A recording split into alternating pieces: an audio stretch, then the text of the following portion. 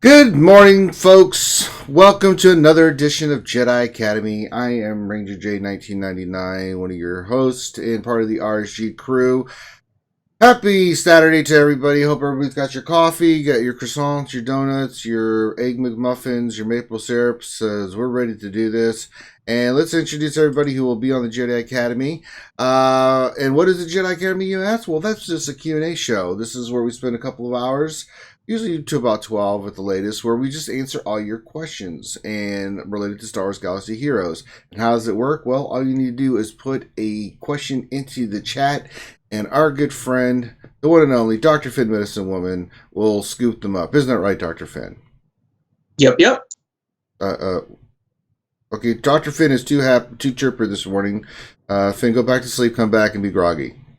Good night. Okay, bye-bye. No, but Dr. Finn will scoop them up, and he will get them in the order that they get put in there, and make sure that it is in the form of a question, which means either put question in front of your statement, or use grammatical correctness and put a question mark at the end of it. Because if you just put a statement out there, we don't always know if it's a question or not. So that's on you. So let's introduce you also here. I'm sure we'll have more people showing up, but we do have a couple already locked and loaded in. First, we have all the way from Canada. We got the one and only, the maple syrup lover herself, T Money G. Hey, I was promised donuts. Where are they? Finn's making Twinkies. I don't know what about donuts, but sorry, that's a Canadian Tim Hortons joke. I love Timbits. Right? They're ridiculous. I haven't had a Timbit in a long time, but good morning, guys. How's it going? Yeah, we're alive. I've had this discussion before. I think Krispy Kreme has the best glazed donut. Timbits has the best Tim Hortons has the best little munchkin donut holes. And then in terms of all flavors is Dunkin Donuts for regular size donuts. That is my opinion. That's very concise, Finn. I have tried many a donut. There is a place nearby though that does custom donuts where you can get Reese's Pieces and M&Ms and Snickers and all kinds of yeah, so good. That's the new thing. It's like the $6 donut. It's like, what? How much did you pay for those? And then you look at them, you're like, oh goodness. So good. That just made my kidneys fall out looking at those. All right. Exactly. Also joining us is the one, the only Warrior Presents. Hey, what's happening, everybody? What's going on, Warrior? Not much. Just hanging here with you guys this morning on a wonderful Saturday morning. Yeah, that's right. And also joining us from across the pond, it's the one and only Mike Hunt. But I think he's off site for a second because nope. Oh, he's back. Okay. And traditional donuts, sugared on the outside, and proper raspberry jam. We all have our favorites. That's the donut. Yeah, we all have our favorite kind of donut. You know, that goes without saying. All right, so if anyone else pops in, we've got invites set. They're probably running late, or they'll be here. Ramon always pops in, and they'll pop in when they get here. And if they do, we'll introduce them and get them on the panel. All right, so that's what we're starting off with. Go ahead and get your questions in. Dr. Finn is scooping them up. T-Money, you have a new channel you've launched. Do you want to tell folks about it? Ooh, first thing, sure. Yes, I just pushed the button about 30 minutes ago on our launch video, which is how to get over 8.8 million with the Night Sisters in the heroic Sith Triumvirate raid. I have last week, all of the records for the different runs are kind of stored in the Merc servers. Of course, that's not everything across our game, but that's kind of where a lot of the very, very best scores are. And he shattered that by almost 2 million and was generous enough to walk us through his strategy and actually wrote a script for us that we worked on. And so it's just everything that you could possibly ever want to know about that team.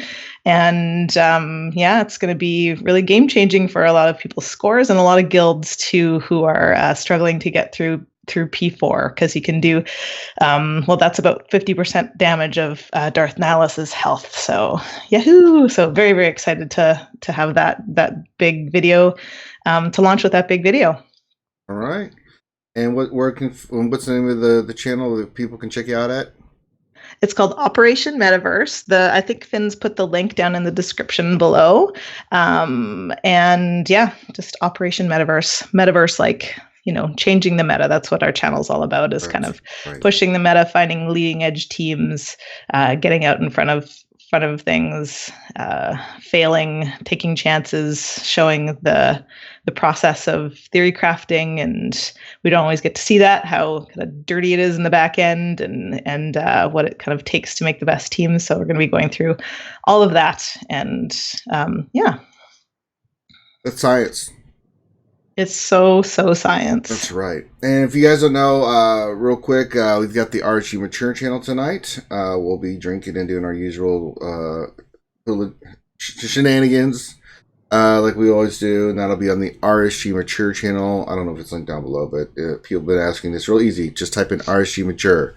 It's the only thing that will pop up when you put in RSG Mature in YouTube. It's not hard to find. And then, guys, the 100th episode of Reality Skewed Gamers is next Wednesday. I can't believe it. So, if you're not subscribed, you should be, so you can check out the latest and greatest of what we're doing. We got all kinds of content, Battlefront and Star Wars Galaxy Heroes, and we've got our 100th episode coming up. Dr. Finn, we got some cool stuff for that coming up, don't we? Yes, we do. Mm-hmm. And we have a cool thing in the chat, too. What do we have in the cool thing in chat? Warghoul 128 just donated $20 Canadian. Oh, that's like 5 cents. It is not. Oh, you're right. Inflation. It's 25 It's only 5 cents. cents if I'm donating. Yeah, okay.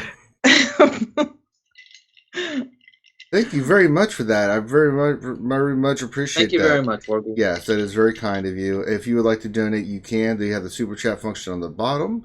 You donate any amount. And Warghoul just got a VIP status because of that. So, Warghoul, make sure you message Dr. Finn so he can get you access to our VIP channel. And then if you'd like to become a sponsor, you can do the same thing where you get the cool little icon next to your name. It's at the very top. And you do that for $5.99 a month. There you go. Or $4.99 a month. What did I say $5.99 for? Good Lord. That's a lot of donuts right there, Finn. Yes. Finn's drilling over the idea of donuts. I think that'll buy you about 80 Timbits, Finn. Oh, no. Probably 100, actually. Oh. Maybe over that. Oh, God. So I had this, so you're going to get me on a tangent here, but I had this discussion the other day. Dunkin Donuts rips you off on the munchkins. You're still on about the donuts. Is this totally something we really, really need to be upset about, Finn? Yes, because if you don't pay attention to the pricing, right, if you get 50 munchkins, it's actually worth it. But they sell 10 munchkins and 25 munchkins, and you can get like 30 munchkins by buying 3 10s for like 50 cents more than if you buy a 25. Like the cost per munchkin is better with the 10 than the 25. It makes no sense, so I always buy 3 10s instead of a 25. And you just eat those yourself? Well, yeah. You don't share anything? You way. Don't go home to your family and be like, look, I brought munchkins. They don't make it home. What the hell? You're a pretty fit looking man for how much you talk about. I know, for real, right? Donuts. I eat a donut, my ass shakes for a week. Good Lord. He's probably got those like diet pills on order from all the doctors. I think Finn's bulimic. It's got to be because he just doesn't make sense for the amount of crap he eats to be as skinny as he is. Damn it. And here I am over here dieting, eating shakes, working out. No, Finn just like. Oh yeah, and I'll apologize to Addicts. Addicts says he's on a diet, so we should stop talking about donuts. But yeah, it's a donut kind of morning. Oh well, we're sorry, Addicts. I'm sorry we didn't know that you were dieting ahead of time to talk about food. Yep, we would have done it more. Yeah. All right, let's get into some questions. I'll just go in the name as I wrote them in here. So we will start with Warrior. Let's see, this is from Grand Admiral. This is the name I'm giving, Grand Admiral. Question. Have any of you spoken to the devs about adding Omegas or gear to our arena rank payouts? In the past, adding things to payouts has been suggested on multiple conversations, passively, through different conversations that have been had. And, I'd like to think that those previous conversations had some influence in the fact that eventually they did end up adding crystals to the top 20 of ships to try and incentivize that.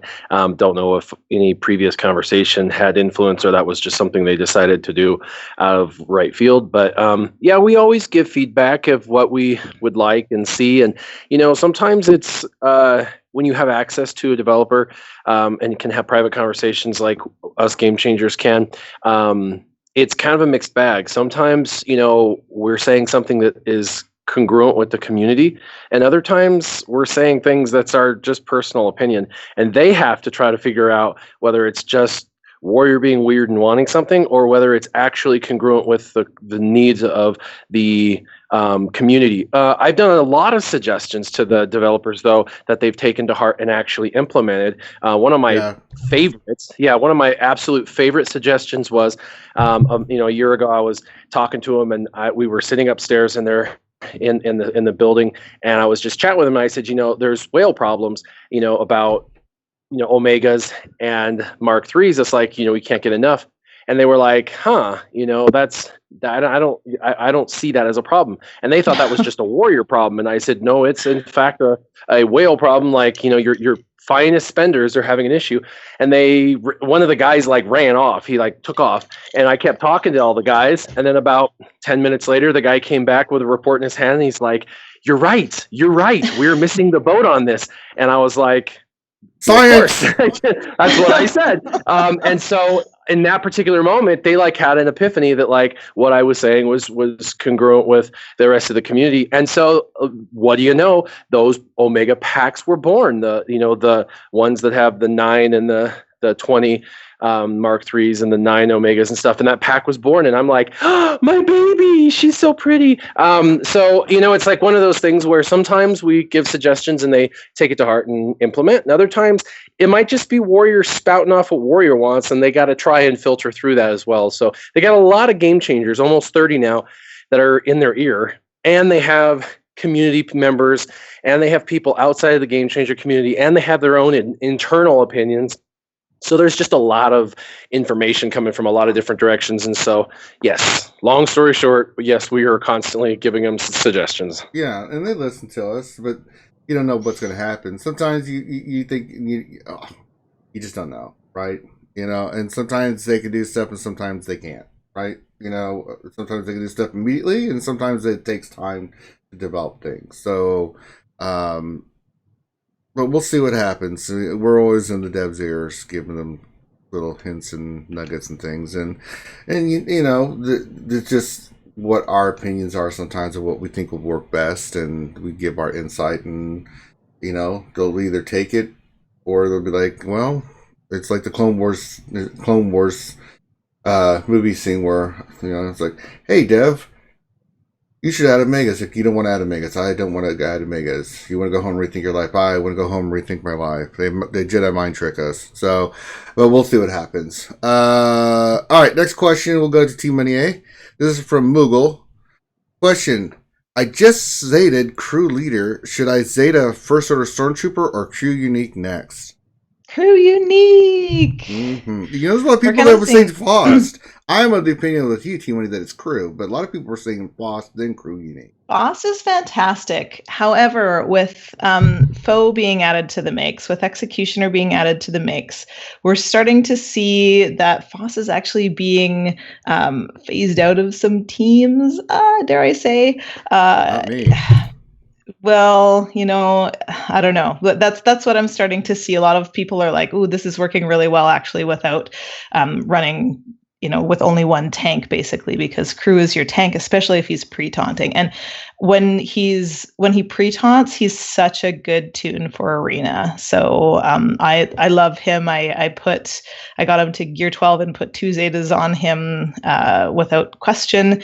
And I don't do that very much. I kind of waffle a lot. I have 2 Zetas in the bank and a ton of gear right now, and I'm kind of waiting and humming and hawing, but that's an easy one. He's so great in territory wars.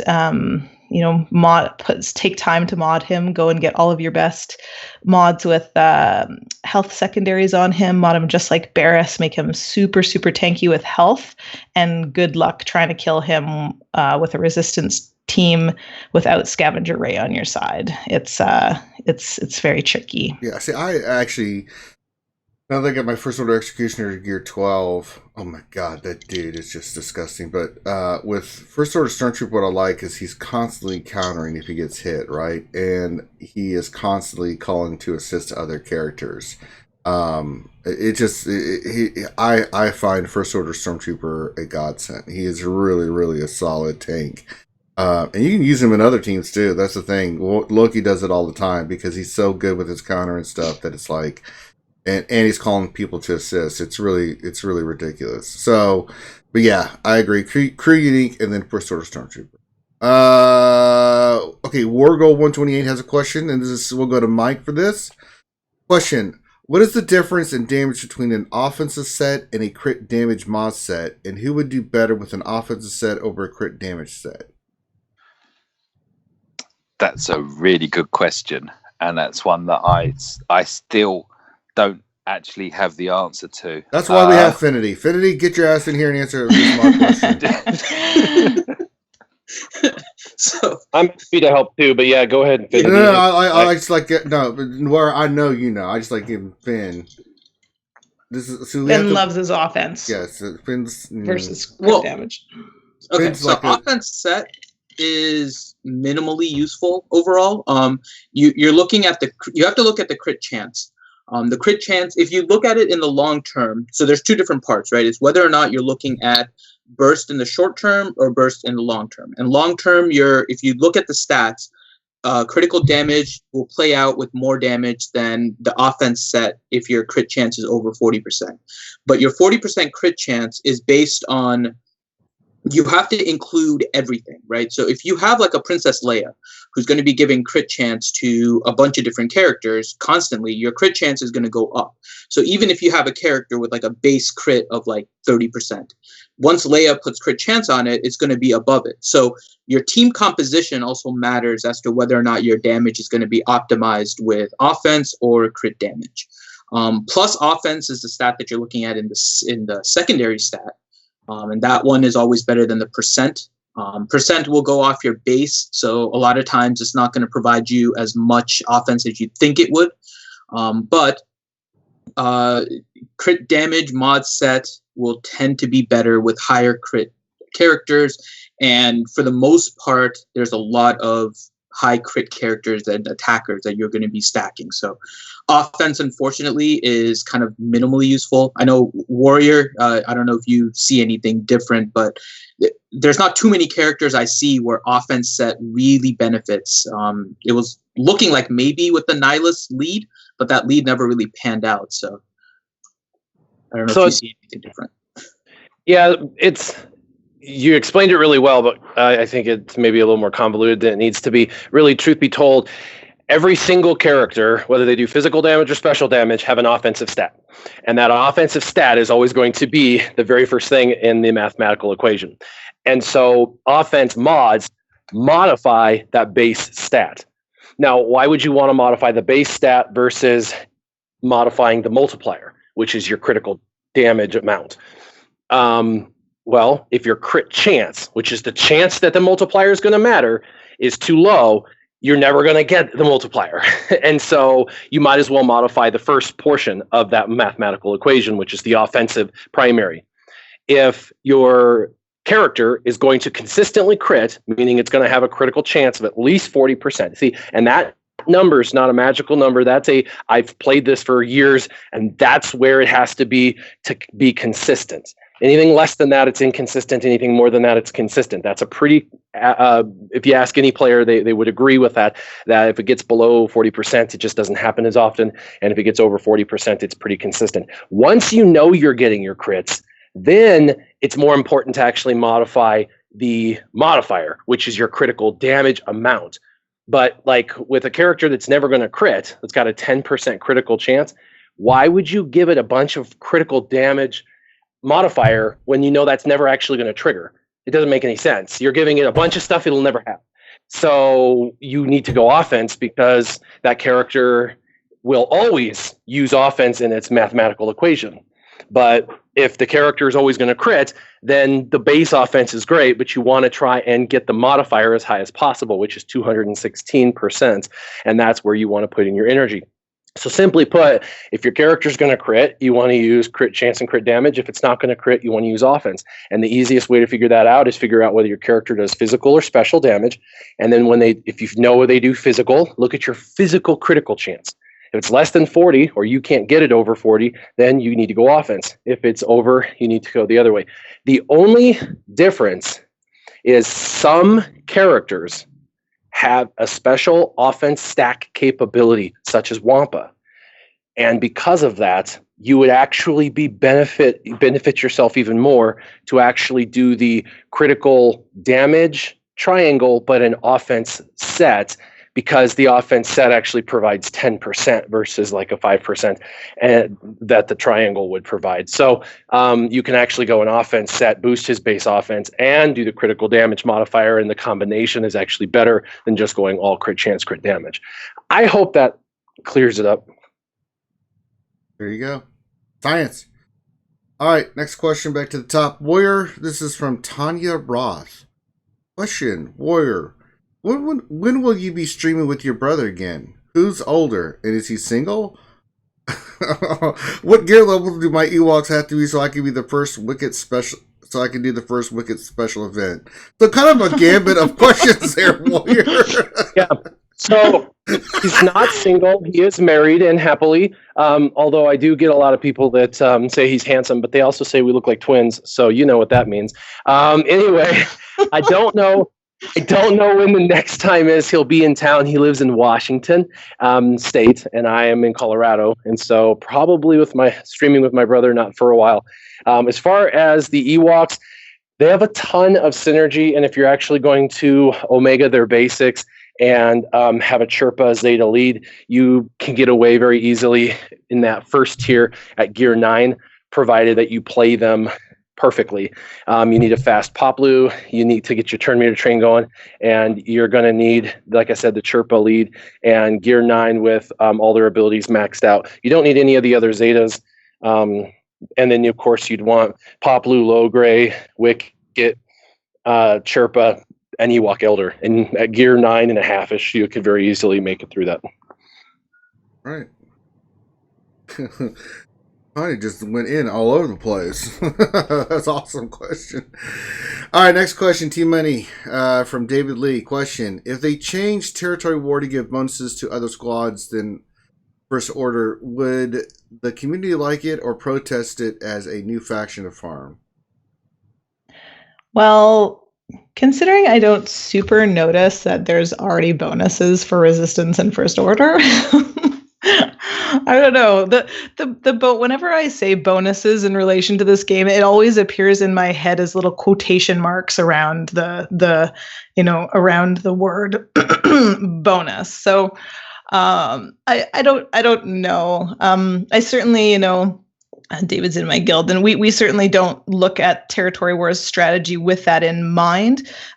It's noticeable, certainly, when you're on offense with Resistance and when you're fighting a First Order team. There's kind of a little bit of like, ooh, kind of puts you back on your heels a little bit, but it's something that you can recover from. I don't think it's like an overpowered bonus necessarily, but I would love to see that. I think it would be really easy for them to kind of, just put a different skin on the back of Territory Wars and be like, okay, now we're in a different environment, and now we're on Endor, right? And Ewoks Ewoks and Rebels get a bunch of bonuses or something like that. I think that would be a really neat way to change up Territory Wars and help kind of make the strategy more dynamic. I really liked having 35 teams per region because it was so open-ended. Like you never knew what you were going to come up against, and it was so flexible as to what strategy you could have. But now really, it's, we're kind of back to an offensive strategy versus a defensive strategy again, and which results in people, taking a lot off defense, especially if they're facing a team that's high above them and in GP. And I don't know, it can be disappointing to come in and be like, oh, like we've set this like amazing defense and spent so much time on it, and we're now facing a bunch of non-zated mall teams, and it just kind of feels, it's kind of takes the wind out of your sails. It's not as fun for me anyway. So I think there's some things, I think that it's time to change territory wars up for sure. All right. Next question to Mike. Let's see. Stupid things. All right, this is from Darth Hideous, and the question is, what's the TL:DR version of this most recent update on the state of the galaxy? I was actually worried about this. Ranger. What's that? I can't believe you read it as TL:DR. That's what I decided to do it as. I was worried that CG got kidnapped or something. I was like, oh my gosh, is this like a ransom note? Because where's all of the text? Like, where's the person who usually does the TLDRs? And what did they do with him? Mike? Yeah, I'm kind of like startled gazelle at the moment. I was trying to translate what you just said to me. I just read the question as is. We're all old. Is this the forum post things? Yes. Okay, I read them. I didn't process either of them. They didn't seem to say much. That's not a very good answer. It was just the one where they were just like, we did an update. It was like a paragraph. Yeah, there's the update. The ship upgrades and everything are coming in on around the 26th. Got it. Did I read it properly? Probably not. I don't know. Did you read it like Ronde? It was early morning, pre-coffee. It was kind of message, read, don't comprehend, log in, chase the Zeta. Yeah, Mike, put it in Skype for you. Thank you. They popped it back, didn't they? It was scheduled. Why isn't it updated? Sorry, I'm clicking on the... And that's the thing. I looked for the update for like 30 minutes and I was like, what's going on? Where is it? It's just like 3 sentences. Are you guys talking about... Okay, so you realize you're talking about something different than the question, right? Oh, what's he asking? Well, exactly. Oh my God. Okay, so there was a content update that added events to the table. So after that hotfix came out, if you went to the events table, they added a bunch of different missions. So you saw that kind of instantly after that 5.9 thing. However, yesterday, Carrie put out a State of the Galaxy. Did you not see that, T-Money? No. Okay. So I just posted it in the Skype chat for you. So there was a State of the Galaxy that came out. That's what the question is referring to. Oh, geez. Here's all the TLDRs. Oh, there you go. Now you see why he needs a TLDR.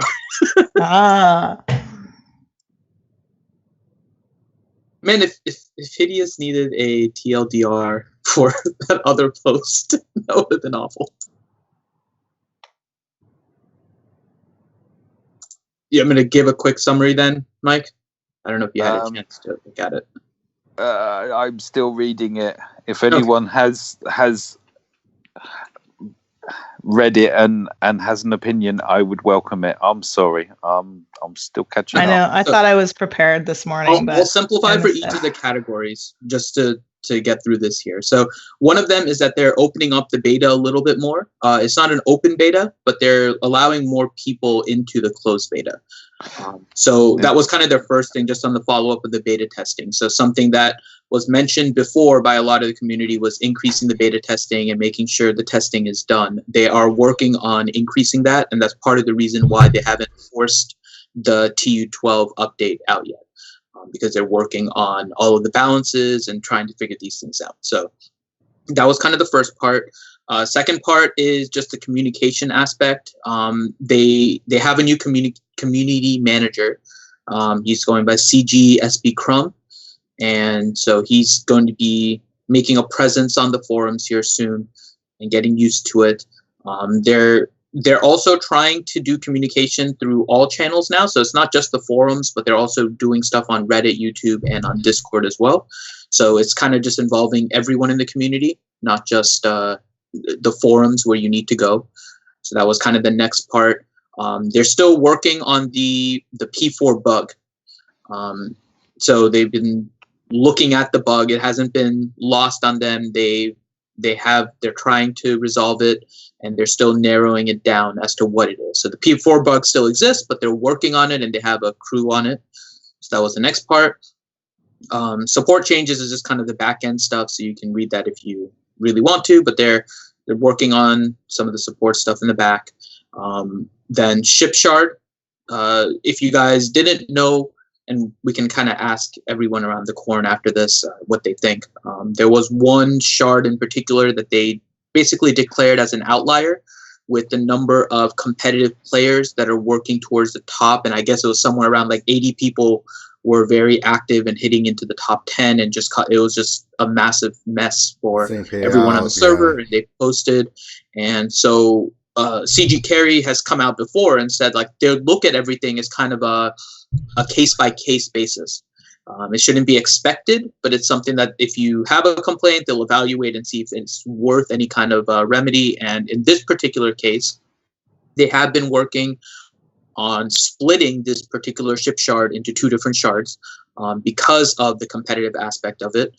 So it's one of these where they're actually showing that they're working on the different parts of it. So that was the ship shard part, and we can just kind of go around the corn after and just see what you guys think of that. And then the last part was they changed the assault, the rebel assault to earlier because of things that they're planning ahead and because of territory, I think it was territory war overlap or territory battle something, but they didn't want it to collide with some other guild stuff that was going on. So with the client release, they moved up the Rebel Assault. It ends on the 26th. And so that may be why, Mike, you thought that on the 26th they're pushing out the release, because that's when the end of the Rebel Assault is and they didn't want overlap.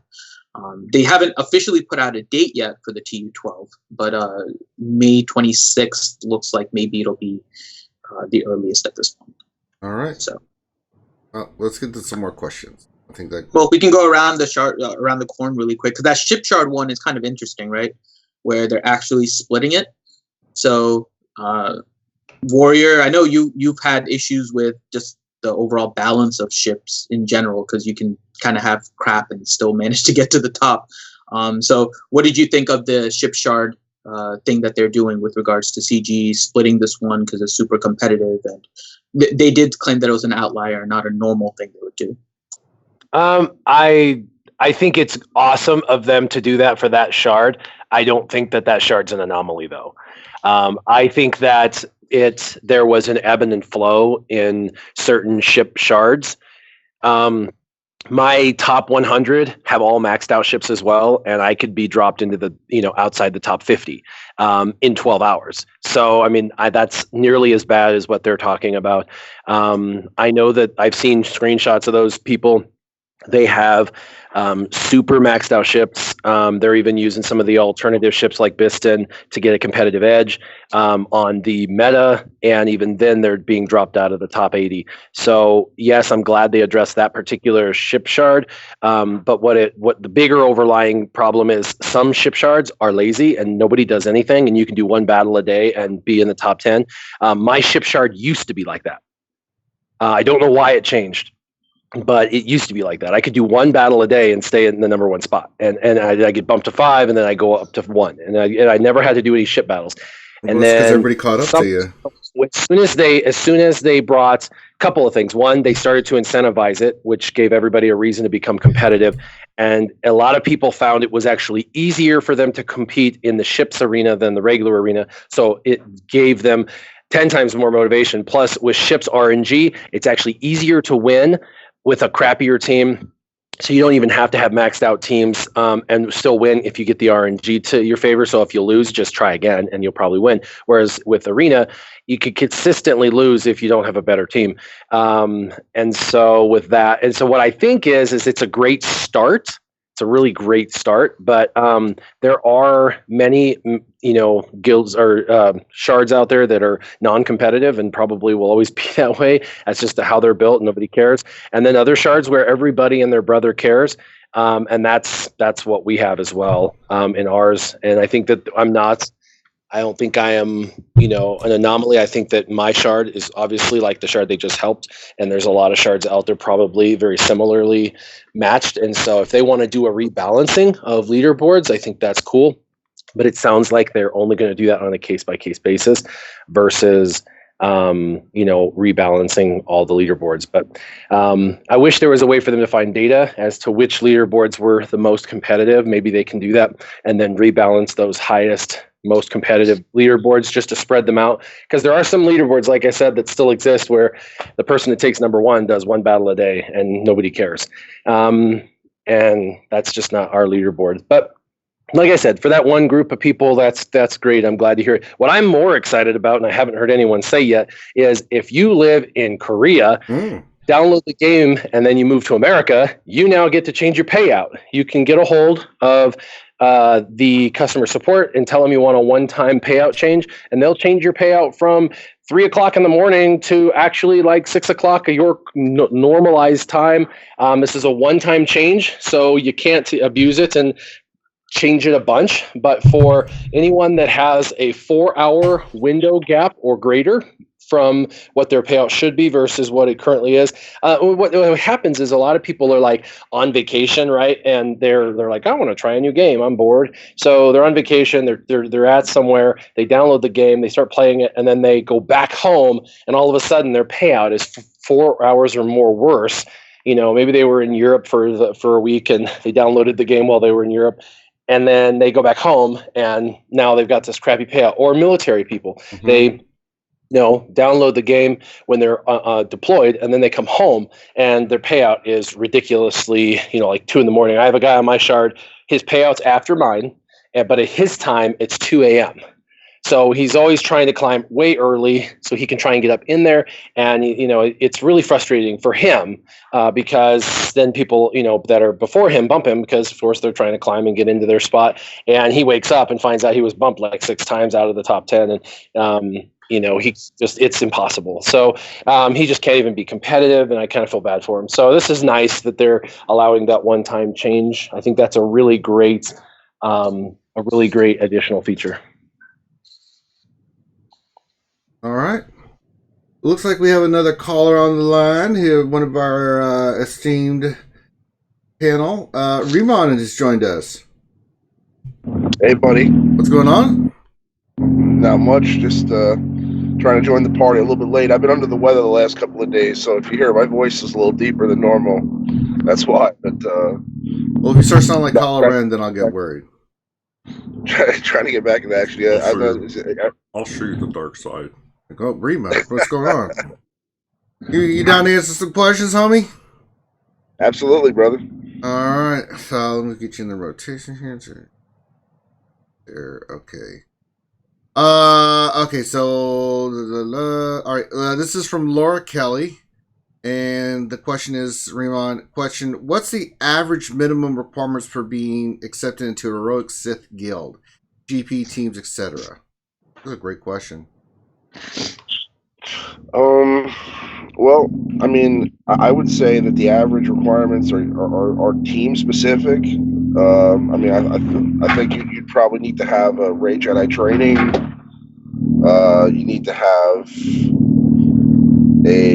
probably it also would depend on the Zetas that you have too. So I mean, like you'd have to have Ray Jedi training. You'd have to have BB-8. You'd have to have the full squad. I mean, it's just one team, yeah.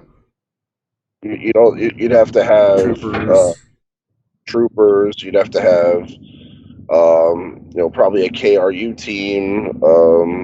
I mean, really, I think you would, because I mean, you're not just going to a guild like that just for heroic Sith. You're going to a guild like that for TW. You're going to a guild like that for territory battles. So, I mean, you have to be prepared for all those different parts of the game.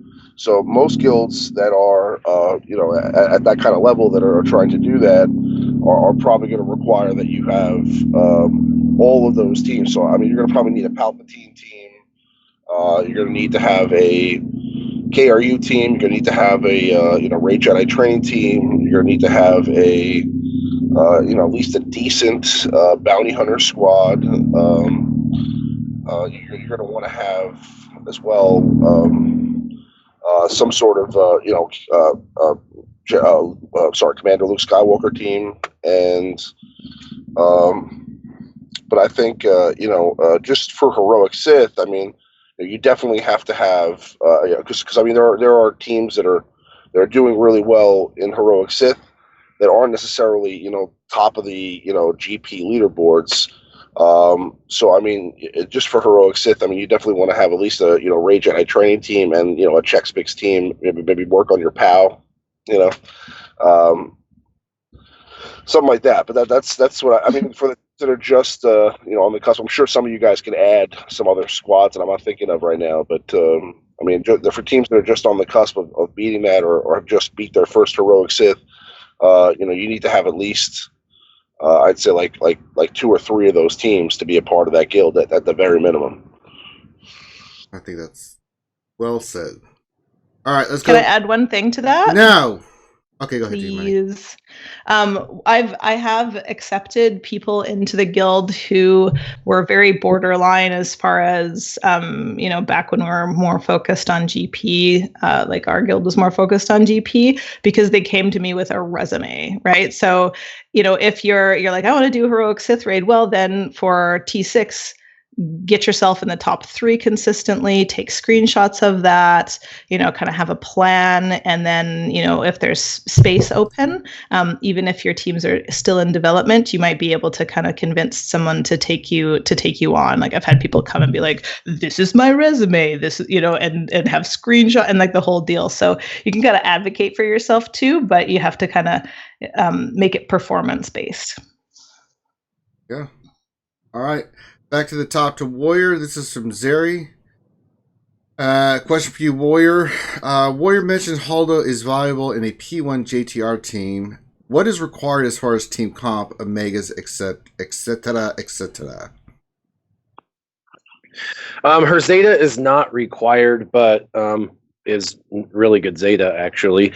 And, you just, as far as the Omegas, you want to max her out on all the other 3 Omegas. So 15 Omega investment, and obviously you have to have her 7 stars, so you got to farm her up. I'm farming her actively, and I'm still like on my 5 star. Like I still have star 6 and star 7 to work on. Like it is a grind with 1 hard node. Even with the 8 drops, you still only get 2 to 3 shards a day. And 2 to 3 shards a day when you need almost 300 is like 150 days. So I still can't use her yet either, but she's, I mean, the team obviously is the trio, the JTR, BB-8 and R2, and then Holdo, and then Resistance Trooper, because he does a ton of damage. He can clear the buffs off of Darth Nihilus because he steals those dang things, and you don't want him to have those. He gets a lot of extra turn meter. He does a lot of damage. And then Holdo's there to help pass around Foresight. She can throw Foresight on allies, which is just more Foresight on this Foresight team, and you need that, a lot of it. And then she also heals in 2 ways. When the Foresight expires, she heals, but she can also heal. She also applies daze, so when there's ads, that helps a little. And she's got a couple other debuffs, so she's a solid addition to the team because of the health regeneration that she can provide and the Foresight that she can provide on the team. I haven't had a chance to do a video on her additionally in the team, but I feel like a lot of people need a healer in that first phase, and so a lot of people are taking in Visa Smar, and she's okay, she's good. I just don't feel like she's the best composition for that phase 1, and I know a lot of people that are doing now consistently 5 million without a healer. So you can do it without Holdo. There's a lot of people like me who we don't get a chance to play a whole lot. So when we go in, we just need a team that's a little easier to get a few million without having to play it masterfully. We just want to go in, throw 20 minutes into that phase and get 3 million or 3.5 million pretty consistently without having to worry about our guys dying at 1.8 million because of health problems. So the foresight and the health regeneration really help. Well said. All right, next question to Team Money. This is from Vague. Question: How do I decrease my zombies gear level? Aww. I know, sweetie. It's hard, isn't it? I know. There's all these like Night Sister aficionados who brought their zombie to gear 12 to, have her just dominate an arena, and now the P4 of the raid comes out. Yeah, I heard of somebody in Team Instinct who's getting monster scores. Mecha Rogue, who helped us make the video, told me that their zombie is gear 2, 7 stars. So unfortunately, there's no going back on Zetas or gear. Many have tried, many have called EA and tried, but there are no Zeta gear refund take backsies, unfortunately. There is none. No. You can still get, if you're talking about the raid in the video, you can still get a over 5 million score with a gear 12 zombie. It's just you don't have the benefit of the stacking offense every time she dies, and oh boy does she die. So maybe there's some other strategies, kind of managing the ads better, making you do have a gear 11, or sorry, if you have a gear 12 zombie, then she's going to be able to take a whole lot more hits. So maybe you can let some of your Night Sisters die and revive them with DACA, and kind of have an alternative strategy that might make up for the fact that zombies not dying. But yeah, I kept mine at gear 9 as like a compromise, just in case the raid hat was to come out. I was thinking of hat at the time was to come out and have a solo team with the Night Sisters. Then I'd have like a weaker zombie. You can also take all our mods off, right, to make sure that zombie has an offense triangle and an offense cross, and maybe just not even put the circle on her altogether. Just go for, all zombie needs is speed. So you can just take all of and just focus on speed, and then make sure that nothing has a protection or a health, especially health, secondary or primary on it. That might help a little bit anyway. All right. Next question to Mike. This is from JuniorHawk 003. Question: What team is best against Emperor Palpatine lead, Traya, Nihilus, Scion, and General Kenobi? General Kenobi is killing me in this comp. Ooh. Isn't it the new one? The Wigs. Wedge, Biggs, R2, Han Solo, and CLS. Yeah, that's the one that looks to be. Thank you for this. Yeah, that's the one that looks to be the one until we get the 6 and 7 star, or the 7 star Trayers, and then she'll probably take lead to combat that. But for now, that, I believe, is a squad that a lot of people are already going to have, provide a means of climbing. The thing about it, of course, is that once you get to where you aim to get to in Arena, you're then going to have to switch squads if you want to stay there, because it ain't going to hold on defense at all. All right. Let's see here. Next question's from Frankenfell. I don't know who this is directed to, but I'm gonna go around the corn here a little bit. The question is, when can we expect quality of life changes? You spoke to CG in that interview. Okay. Dr. Finn, Ramon War. I mean, I know in our interview that was brought up. Dr. Finn, would you like to start the addressing of this? Well, ours was relatively simple. Yeah. We talked about a few different changes potentially. with some of the focus being kind of on the arena tokens aspect, or not the arena, allied tokens and that kind of stuff. But there was never a timeline given. Just that they're looking into it and they're looking at stuff from the community, but we never got a timeline in any of our interviews. Just that they were and looking at stuff, and Carrie had like a list of like 1,000 things that we ended up giving her an idea on, but that was it. So we don't have any timeline from what we discussed with her. I mean, I've never seen them do 2 quality of life updates like that in a year, but I mean, I know that discussion of it, so I don't know when to expect it, but I'd imagine that if they're already discussing it in interviews, it's probably going to be somewhere, in the late spring, early summer. You know, I mean, so I'd imagine probably pretty soon. You know, I mean, I do think their focus right now though is really all geared towards Han Solo and all the releases that are related to that. So I think that we're going to be seeing more. I think we're going to be seeing a lot of that going over the next few weeks before you see anything else. You know, so I don't think they're going to really focus any other time. Now, it may just come in as like in addition to one of these other updates, like some of these small hot fixes or quality of life updates. But I think that the main focus, at least for the next few weeks, is going to be Han Solo. I can tell you that everybody thinks this quality of life thing is going to be like it has in the past, where this is like massive update and all the update is just a bunch of quality of life pushes. I don't think we'll ever see that again. The quality of life, they're rolling out literally weekly, constantly, nonstop. They've done like 9 quality of life this month alone, including what I just mentioned with the people being able to change their leaderboard payout. Like, there are so many quality of life updates they're doing, and every single patch has another quality of life included in it. They're rolling out quality of life literally every single time they do an update. So, and they do an update couple times a month at a minimum. So they're chunking it now. They're just taking a small project, working on it, getting it done, pulling it out or rolling it out, doing that, and they're consistently doing it that way. It's easier for them because they can do their main projects, a couple tiny little side projects, push it out in an update, and then move to the next one. So I don't think we'll see an update where, like in the past, they did like this massive quality of life update and that's all it was. I don't think we'll ever see that again.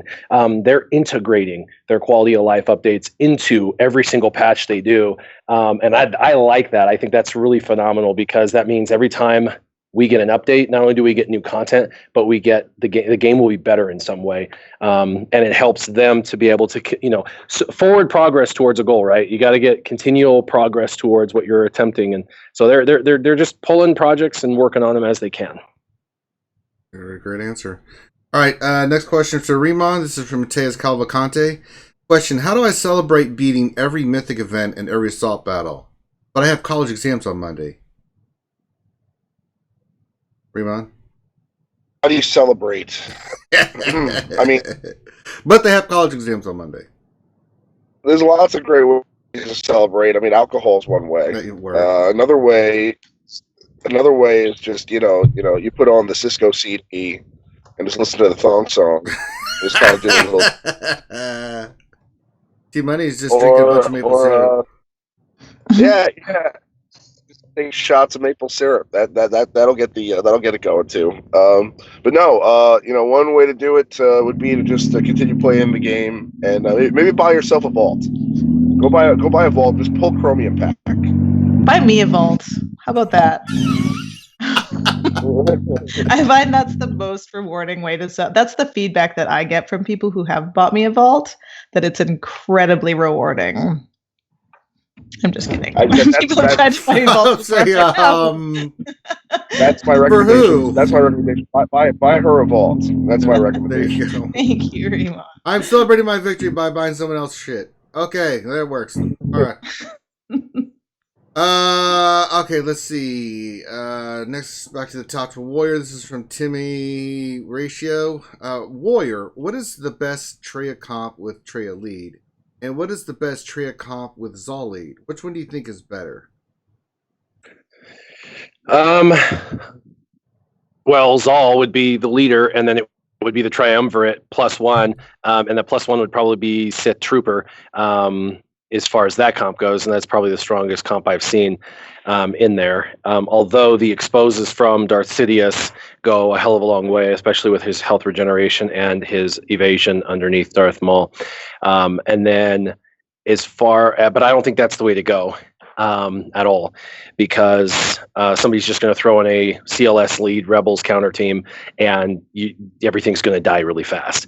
So that's not the way to go. The way to go is actually an Emperor Palpatine lead for extra turn meter, so you get a lot of debuffing and speed and attempts at killing the opposing team. As far as a Traya lead, some of the best teams I've seen are the triumvirate with Sith Trooper and Sith Assassin. Sith Assassin, she's almost impossible to get to because she kind of keeps herself stealth. And she's there just speeding up the team, and she's super easy to get to, like 270 to 300 speed, depending upon mods, but 270 is not far-fetched, and 300 is very doable if you've got good mods. And she just makes that team go and go and go and go. And having two tanks really is difficult, because if one's not taunting, the other one's taunting, kind of thing. And the whole point is you've got to kill Scion before he does his unique or his special, where he gets his regeneration. So it's a tough composition, but there was a guy, a YouTuber, he's got I think 40 subs or 100 subs, and everybody happened upon his Reddit post yesterday and made videos. I didn't, because everybody else did. But it's basically just taking your rebels. You can take in a wedge lead, a CLS lead. Wedge lead works really well. These guys had wedges at 180 speed, and they were walking over a Traya team, and they had it with Traya not as the lead, Traya as the lead. And what's really nice about those videos is it shows it's paper, rock, scissors still. I think everybody felt like Traya was going to make it no longer paper, rock, scissors, and they were afraid of that. Like, if I don't have her, I won't be able to compete. In fact, my brother is on a leaderboard with one of my patrons, and my patron, Jordy Lee, he's the first one on their leaderboard that has Traya. And for 2 days, my brother couldn't beat it. And he's like, I don't know what to do because I can't beat their composition. Well, he was trying to fight fire with fire, Sith with Sith. And I said, just switch to a rebel counter team, because that's what I did with Emperor Palpatine. That was my suggestion for Emperor Palpatine. And this was a week ago. And he threw in his rebel counter team. And he's like, oh, man, I walked through her. He's like, that's awesome. And of course, he calls Jordan her because of Darth Traya, not because he's trying to be rude to Jordy, but and so he was like, man, that works great. And then, of course, a week later, these videos are popping up. So I think you just have to keep an open mind and know that everything has a counter. So when everybody is out there saying, oh, I can't get her, that's okay. You probably have Wedge, Biggs, CLS, R2-D2, and Han Solo. And if not, you probably should start focusing on those basic characters that everybody gets in the first 6 months, because those are important characters, and this is why. But there's a lot of counters, and I think everything beats everything. So, I think Traya is amazing, and I feel like she'll do better not in the lead position.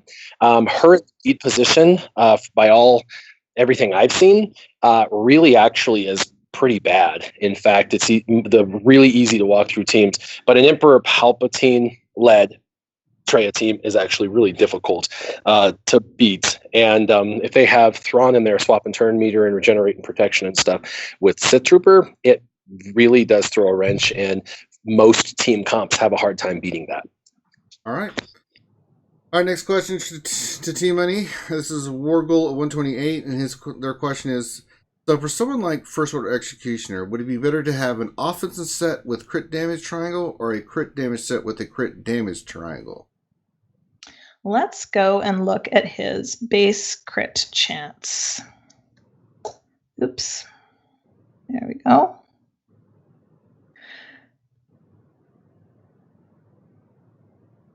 So it also depends what you're using him for. So First Order Executioner gets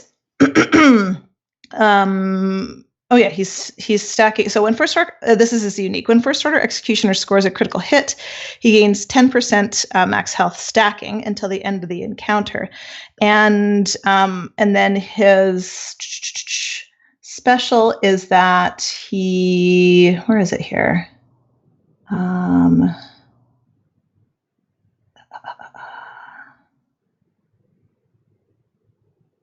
Sorry, he has bonus offense equal to 5% of his max health.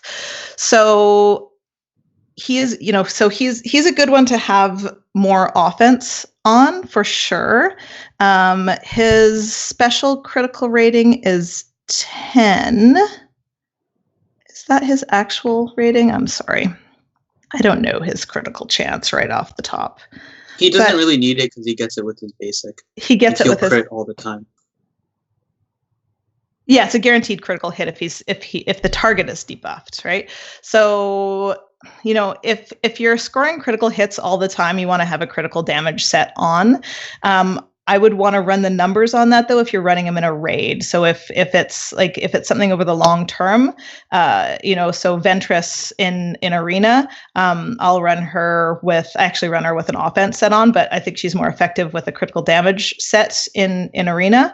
But certainly I'd never do that for her in a raid, right? Because she's got stacking offense. So he does have some he has some offense bonuses that might make it valuable for him to have an offense set.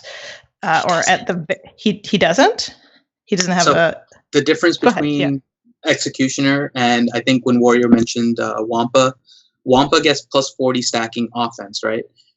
Executioner gains offense based on his health.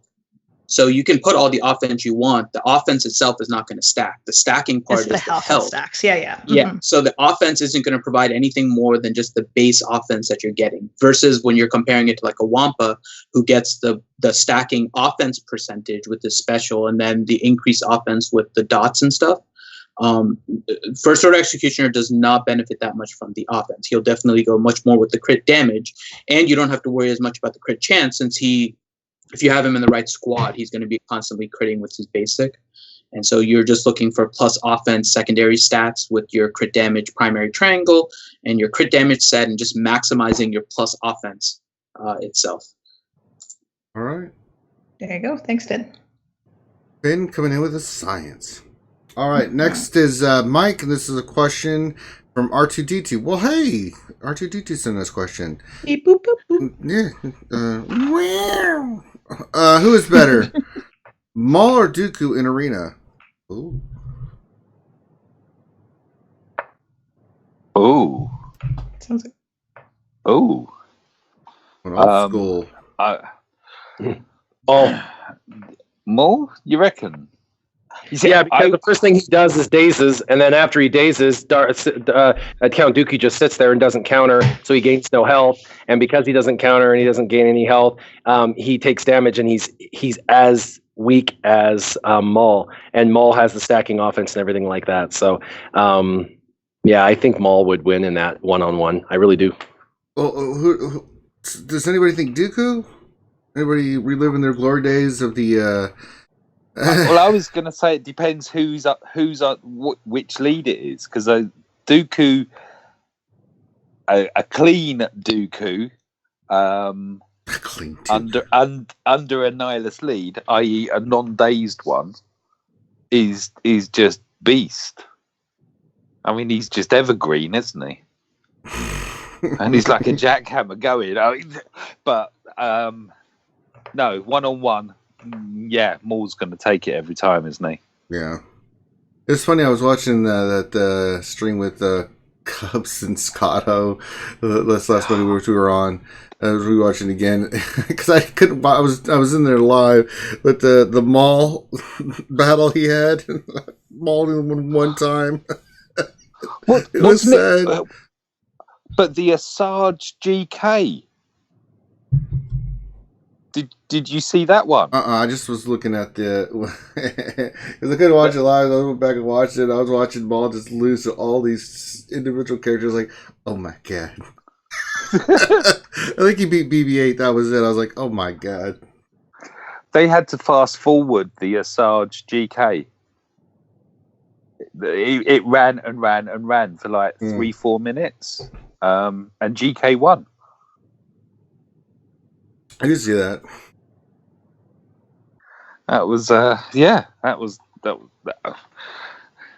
an epic battle ruined by foresight, or if you want to view it the other way, the power of foresight. Oh, the power of foresight. Yeah. All right. Next question, we'll go to Ramon. This is from our good friend Xylo Takedown. Question for the panel. How are we going to discover this cadence for new release tunes? Is it every 2 weeks now? I mean, didn't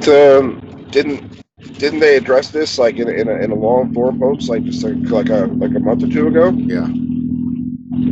I think they've been pretty consistent with it since then, haven't they? Or did I miss something? Yeah, no, there was like a pretty clear outline. I mean, this is actually unprecedented in this game because they were always pretty vague. I mean, there were characters like Rex, for example, when this game first came out, that were unavailable to the masses for like forever. If you didn't buy Chromium packs, you didn't have Rex, and that is just not the case anymore. So, I mean, if a character goes as a marquee character and then goes into the PvE shipments, that's usually going to happen about 4 to 6 weeks after the character's release, right? So then about 4 to 6 weeks after they're put into PvE shipments, they're then going to be put in some sort of farmable location in games, whether that's going to be a hard node or a cantina node or or some sort of shipments like guild shipments or possibly the I don't think they said that they're not gonna put any characters in Galactic War shipments or Squad Arena shipments or Cantina shipments because they want to set up for currency for the Shard shop. So so I mean it's gonna be in one of those locations, and if it's a highly sought after character, I don't want to say that for sure because I mean you got Rose Tico is in a hard node right now, so but if it's a highly sought after character like Darth Sion, for example, I would imagine they're going to go into a hard node. That's pretty much it. So 4 to 6 weeks from marquee to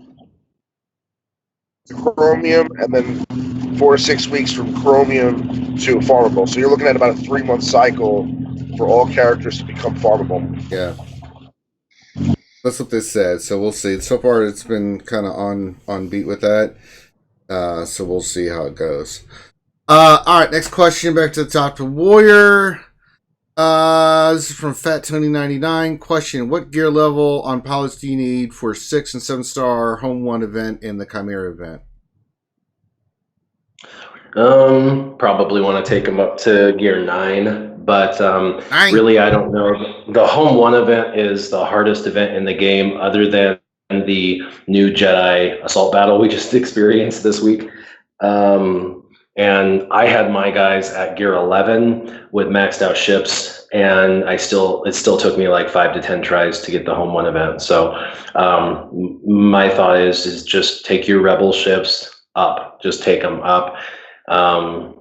Take the ships that you're using up all the way, just max them out. There's only 26 ships in the game, and they're all going to become viable in the next month. So I would just continue to develop them until it's doable. And that's what I did. I just kept developing, trying, failing, developing, trying, failing. And at the end of the day, I know you don't want to put a ton of energy into pilots, but you're going to have to keep developing them until you can beat it. And inevitably, when ships changes, you're going to find that some ships that you're using, you'll continue to use, and some ships that you're not using, you're going to want to use. And so I would just keep developing all of them. All right. All right, next question for Team Money A. This is from member Tauntauns. Question. My question is about mod farming, Cantina farming. I have all characters 7-star except Dooku, Chewie, Poplo, Ayla, Spirit, and Kit Fisto. Since all those characters are worthless, should I just farm mods or finish them off just to get them done? Well, first, bite your little tongue, because Spirit is awesome. Just awesome. just awesome. But really, I mean, really, this game is, if you have to rank what it's all about, mods come right after, get good, come right after strategy and knowledge of your characters. They're so important. And as a guild leader of a guild that has grown and thrived and has a very solid record for territory wars, the first thing that we look at now, after a couple of key territory wars team comps, is mods. I'll go through. Lamar and I do a lot of the recruiting these days. So we'll go through, sort by speed secondaries, and count how many speed secondaries a player has. And if you have a roster that's has 50, 60 gear 11 and 12 tunes, and you only have 60 mods that are 10 or more secondary speed, then you're not going to be able to utilize your roster to the extent that it should be. One of my players said something once. It's like, why are you farming new characters if you don't have the mods to equip the ones that you currently have? And I think that's a really great way to approach your roster. You don't need to have 100 plus speed on everybody, but if you've got beautiful 7-star gear 11 and 12 teams that just don't have the mods that they should have, speed secondaries or no, then why farm another 7-star character? I mean, sorry, I shouldn't say that. Some people like to collect in this game, and that is completely fine. Collect them all. Exactly. If you want to collect them all, you go for it, and I totally respect that. And it's going to be hard for you to perform in game modes like Territory Wars, where the demand is for you to have all of your characters properly modded. So for me, I pulled myself away from mods to farm First Order Executioner. He's 6 stars now, and I'm trying to panic farm him for the next Territory Wars because I want to put him in there at gear 12. But I will go back to farming mods right away, so that I have kind of the average for our guild, which is 3 million GP, which is about 100 mods, 100 mods with 10 or more speed secondaries per person. And we have players with as many as 240. There you go. All right, next question for Mike. This is from Camille Bohalski. Question: I run Zeta Emperor Palpatine lead, Zeta Thrawn, Vader, Tarkin, and General Kenobi. I'm about to unlock CLS. What should be my third Zeta? Should I save them for CLS, or maybe Zeta Emperor Palpatine's unique? For me, I would say CLS over Palp's unique. I don't think you really need to it's one of those. I liken it to Boba Fett's. It's kind of it's good, but is it really necessary?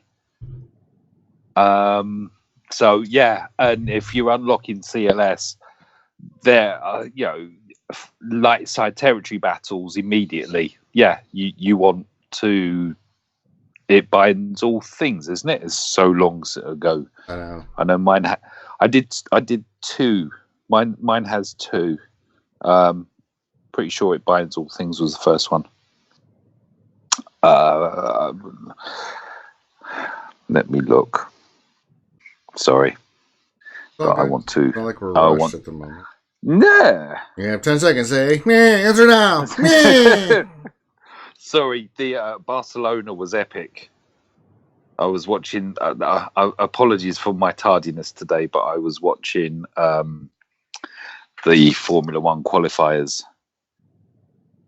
So, Rebel maneuvers. It would be the first one. Whenever an enemy resists a detrimental effect, Rebel allies gain 5% turn meter, and you've also that's on his lead. And then it binds all things.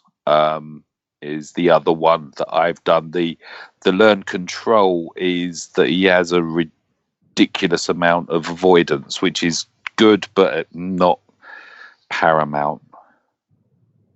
But yeah, I'd definitely over the Palps unique. Yeah. CLS is protect.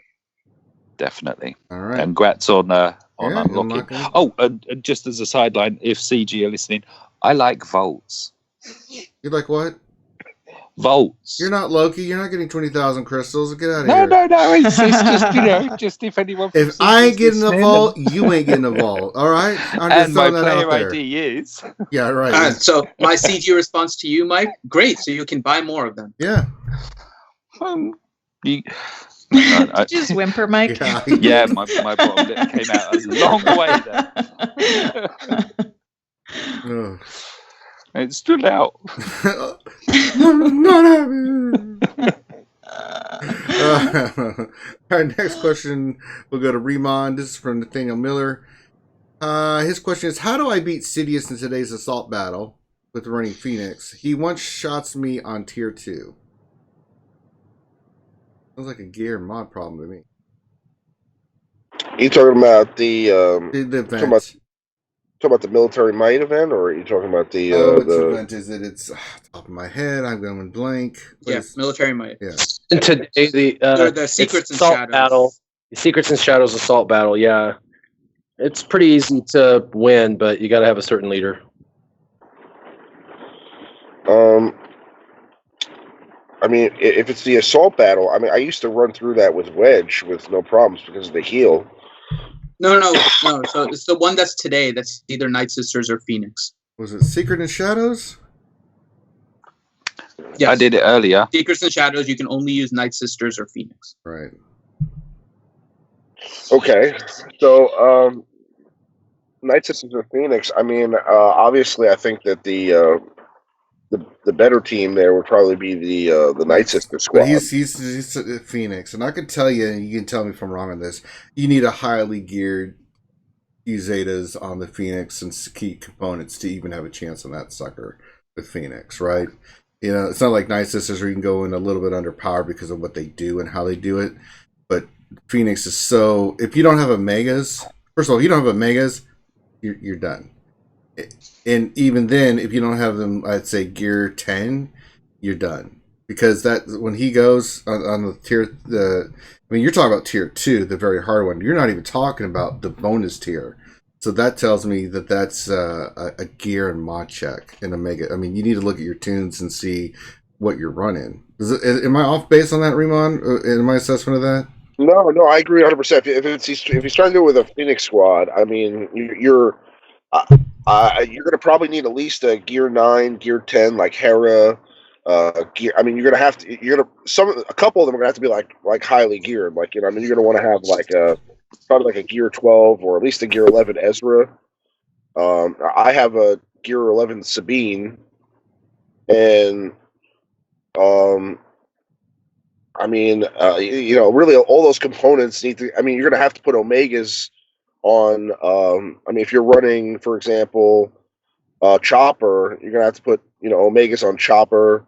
And I think that since the rework, when they added Zetas, you know, you want a Zeta flourish, most likely, and I mean, it's a lot of things you want to really do to make that team work well. But Zeb, I think being at least a gear 10, Hera being like gear 9, gear 10, I think Sabine being like gear 10, gear 11, and like having a really well done Ezra and like a gear, maybe like a gear 9, gear 10. I'd say gear 10 Chopper could probably get the job done, you know. But you want to have probably a Zeta on Flourish, and you're definitely going to want to pop some Omegas on Chopper and Sabine, and maybe even Zeb, and maybe even 1 or 2 on Zeb and Hera. So I mean, it's gonna take a lot of components to get it there, and if mods are going to be important too. So, yeah, I mean, obviously, if you have the choice, if it was Night Sisters or Phoenix, I mean, I would go with Night Sisters. But if you're going to try to use the Phoenix to do it, I would say you're going to need a lot of components to get that done. It may not be worth it. I actually ran Phoenix today on that. Yeah, mine are well geared. I mean, they're all Omegaed. I've got 1 Zeta in there, which is on Sabine. and other than Hera, they're gear 12. And they surprised me actually how well they did. They did both the second and the mythic tier, is it, or whatever, the bonus one. That Zeta on Sabine is awesome. Really surprised me how well it worked. All right. Okay. Next question, back up to the top to Warrior. And this is from Nathaniel Miller. How do you use your shard store currency? Do you stockpile gear or stockpile currency to buy as you need for specific bits? Which store? The shard store. The shard stops. Blah, blah, blah, blah, blah. The shard store. I was going to call it that. The shard store. I've had General Grievous for a long time, so I buy gear, and I buy gear every day, and I buy a ton of gear every day out of there. So I currently have 10,000 shard shop currency, and I can't spend it as fast as I'm getting it. So it's a good problem to have. So yeah, I'm constantly in there buying gear and stuff. And then, in fact, I was just thinking about that this morning. I was thinking about making a video, I probably will, about the good old days versus now, because like always talk about the gear crunch and crap. I'm like, what are you talking about, gear crunch? Yeah. Store event currency, you get shard shop currency to buy the best gear in the like. I now can take a character, like I get a brand new character and I can take him to gear 11 in less than a week, totally free to play, because of all of the avenues of gear potential and stockpiles of common gear that, I couldn't have done that even a year ago, even with some of my stockpiles, because of all of the avenues of gear capability of purchasing. I mean, you can get gear everywhere now, in bulk, from the guild store to the guild event store to the shard shop to, inside of shipments, just everywhere. And so, yeah. Side note on the assault battle, if you've got an Asajj Ventress lead, she removes turn meter that's unresistible. I'm like, they can't resist it. And so they never take a turn. I went through that with my Asajj Ventress lead, and both not Dooku, but Sidious, and at the end, Darth Nihilus, neither one ever got a turn on even the highest level. It's not one turn. So if you don't want to have to worry about having a zombie in there or whatever, and you just want to walk through it, just Zeta, Asajj Ventress lead, run Night Sisters, and they'll constantly remove turn meter with their basics. And even with their damage, when they damage, and they never even take a turn. It's pretty awesome. That's called science. That's on it like a blue bonnet. All right, next question for Team Money, from Brazzo SWGOH. Question: anyone know when the next RJT Heroic Journey is coming back? Ooh, I don't know. Let's put that to the panel. Does anyone know? We had our it should be pretty soon. Like, we had the last one was March the 20th, I think, somewhere around there. So March, April, May, June, maybe like. Is it on a 3-month rotation or a 6-month rotation? Well, the first ones I said were back to back. 3 to 4 months. And then the next one would be 6 months after that. I don't know. So I would say, we're halfway through May now. Just get your dang veterans done. Yeah. Just do it. That's the one thing. If you're right now, it's like if you're not there's a few things that I would stop farming mods for. One is the veterans, Really? And I'm pretty sure that might be it for me, and Fox, of course. But yeah, so June, July, that's my guess. I was pretty on last time. I said end of March, and it was like March 15th or March 20th or something like that. So April, May, June, I would say maybe end of June, but make sure you have them ready for mid-June. Maybe beginning of July. All right, next question. Go to Mike. This is from Hudson. And their question is, I'm just not a huge fan of JTR. Is there another team that can be substituted for her in the Sith raid?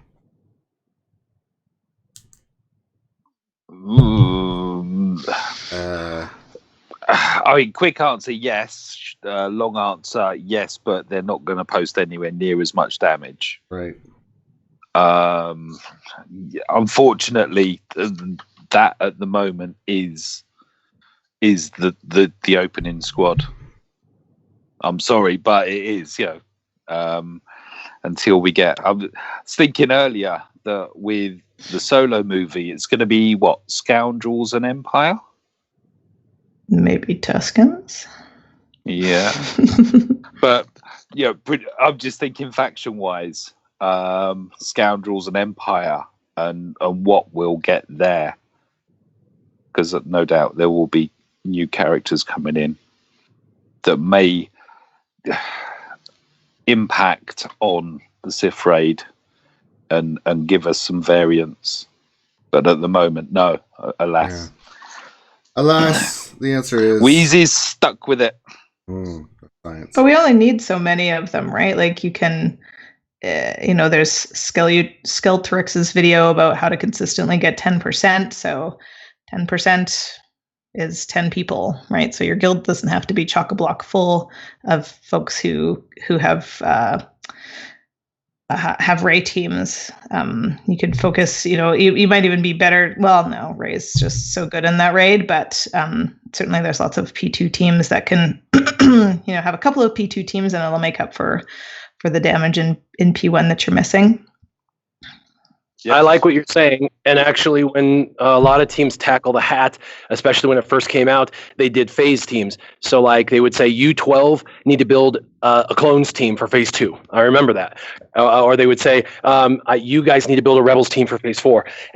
Those 12 people were responsible for clearing that phase initially. And lots of teams need to work like a team.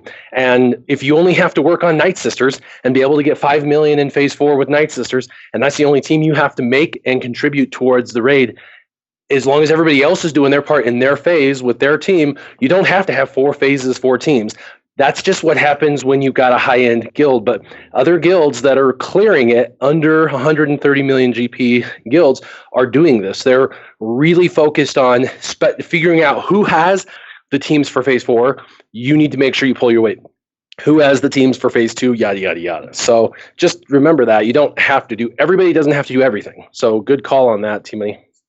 You can't just not be a fan of Ray Jedi training, though. I mean, he's a heroic journey character in this game. You have to have Ray Jedi training. So I mean, it's her and Luke are a given. Okay, so I mean, you can't just. This is a game where, unfortunately, you can't just decide to not be a fan of Ray Jedi training. She's eventually going to have another iteration of her hero's journey, and that character is also going to be OP. Okay, so you have to get Ray Jedi training at some point, regardless. So I mean, you're not hurting yourself by doing that. All right. Let's see. Next question. Back to see.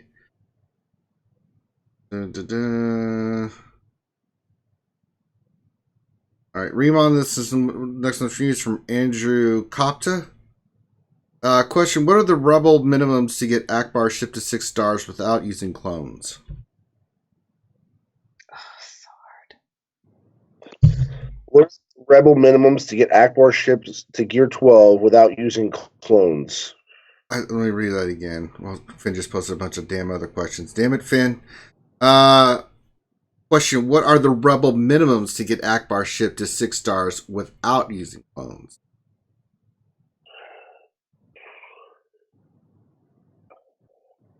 I believe 5, right? Or do you need 7? I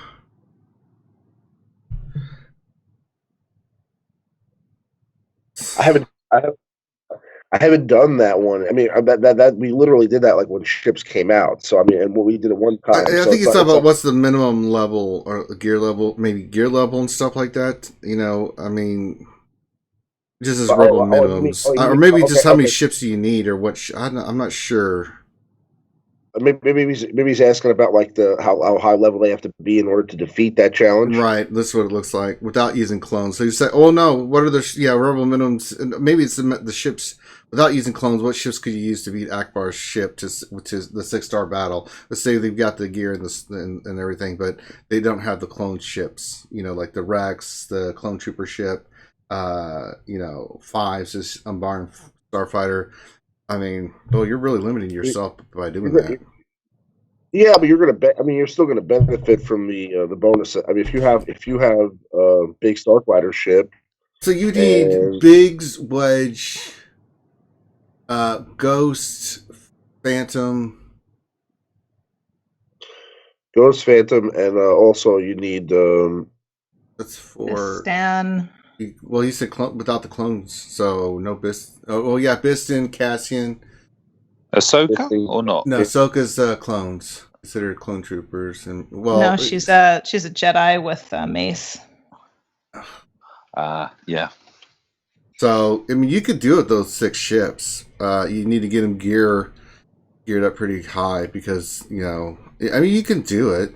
I'm trying to think of what my starting lineup is for that event, and I think it is Ghost, Phantom. They just have to be light side ships, right? And there's so many more now. I mean, they don't have to be Rebel specifically, right? So you can use Wedge, Biggs, Ghost, Phantom, Cassian, Biston. You can use Resistance. Yeah, Resistance, and actually, Cassian's U-wing is actually really, really good if you know how to use it. So I would say, yeah, I mean, you're probably going to want the characters to be at like gear, I'd say at least gear level 11 or gear 10. But you're going to have to play around with that a little bit. It definitely took me a little while to beat. I don't think it was Akbar. I think it was Grand Moff Tarkin's challenge. I think Grand Moff Tarkin took me a little while, or maybe it was Mace Windu. Mace is really hard. Yeah. You have to have those clones max. I mean, you have to have high level on the ships and stuff. I remember now that for the Akbar event, I go in with Biggs, the 2 U-wings, and Ghost and Phantom, and you got enough target lock there and stuff that you can really do some really good damage. I've got Poets of Reserve, and I think I've got a couple of clone ships, but I don't ever get to those because that lineup alone usually gets me through that challenge with Akbar's ship. It synergizes really well. So I think you could do that and be fine with it. But all my guys are minimum gear 10, like on Wedge, but the other ones are like gear 11. So I mean, the gear matters. So I think that would be your best bet. Yeah, I think that Mace Windu one was the hardest one because you had to have your clones, and I didn't. I was never a clones guy. Like I never really built out the clones for the raid. I had Rex and I mean I had all the clones 7-star or whatever, but I never really geared up like my my clones too heavily. So I kind of stayed away from it for a while. But I mean. Yeah, there's merit to all the characters in the game now. So I mean, like you definitely want to have good clones for ships. But yeah, I would say as far as to answer that question, I'd say like those ships that we named, the Cassian ship and the rest of the Rebels. If you get those to like a level, say gear 10, gear 11, you should have no problem beating the Akbar challenge. All right. All right, next question, back to the top to Warrior. Nathaniel Miller wants to know, question, who's the best leader for the final tier of the Emperor Demise since you can't run Palp as a lead? I ran Thrawn as the lead, but I have a Thrawn Zeta, so a Thrawn Zeta lead. So, but yeah, that's who I ran. But I know people that run Darth Vader lead just for the dot stacking and stuff. So it just depends on who you have. Yeah. I also ran Gar and who did I run? I ran Vader, Gar, and Krennic. With Jet Trooper? Yeah. Yeah. Good combination. the Gar one was fun, although Gar got absolutely muttered in like the second hit or something. Every time you say guard, But- Team Money thinks you're doing our pirate voice. Yarr. Arr, is that a challenge? I'm sorry, Throw but me peg leg down. We'll go at it. any character in game that has my in-game name within their abilities or whatever, I'm a firm favourite of. Well, yeah. Sorry. And but the Gar one was watching Palps just counter is reminiscent of the old GK with Palps and Zap Zap. Good Lord. All right, last question to Team Money G from Zyla Takedown. Then we'll do some fun questions. Resistance X-Wing worth farming to 7 stars from Fleet Store. It's the last ship I need to 7-star, question mark. Is Resistance X-Wing worth farming to 7 stars from Fleet Store? The last ship I need to 7-star. What I did with ships is it was one of those things where I felt like a day one player. I'm not a day one player. I started a year and some in, but I just felt that ships was my little niche that I could get in and be the boss of. So I do have everything at 7 stars except for Cruise Shuttle and the Millennium Falcon, which are both fantastic ships. I'm just allergic to hard nodes, so I'm just I'm not really looking forward to that and picking away at it. But Resistance X-Wing is not a fantastic ship in my opinion. I also don't have her at I have her at Gear 8. She works fabulously at Gear 8 under a Zeta Fin lead, so I don't feel like I need to boost that up. I love Resistance, but I love also that they work at low gear levels. So obviously her ship isn't working to its maximum potential. But I do like having them, especially with the ship meta coming up. It might be good to take a couple of weeks and just get that ship within shooting range in case, because the meta is going to change. There's going to be so much opportunity for creativity and figuring out what works within this new configuration of 3-on-3. And I believe there's no reinforcements with the first capital ship turn, so it's going to be very dynamic, and I'm glad that I have everything kind of ready to go except for Crew and Millennium Falcon. I think Millennium Falcon could be really, really key. Really key, both of those ships actually, just because there's that I don't know if it's got a name, but there's that one team where the Millennium Falcon either comes out of reserves or just works in tangent with Cruise Shuttle to get bonuses and can just clear out a whole opposite team with one AoE and a little bit of luck. It's only on offense, of course. It doesn't work on defense, but there's some really kind of OP moves that both of those ships have. So I don't know. I say go for it, but depends if you have a plan with your Zetas too, if you need that to happen. All right. I'm working on a video that showcases the Millennium Falcon, and it's going to talk in reference to a 5-team comp and a 3-team comp, because I'm going to be talking about the future meta, and Millennium Falcon is a part of that. Very cool. It would be really neat to work with some shard mates and get just to go 3-on-3 with ships and practice. I hadn't thought about that before, but that would be pretty neat. Okay. All right.